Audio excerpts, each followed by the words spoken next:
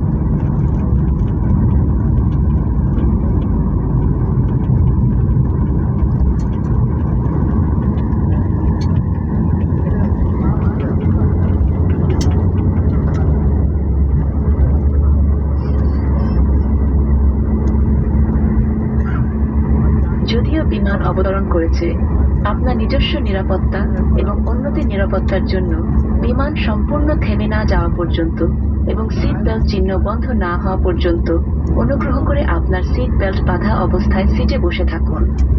আপনার মাথার উপরের লকার খোলার সময় সতর্কতা গ্রহণ করুন, কারণ আপনার হাতের ব্যাগ উড়ানের সময় সরে গিয়ে থাকতে পারে এবং পড়ে গিয়ে আঘাত ঘটাতে পারে।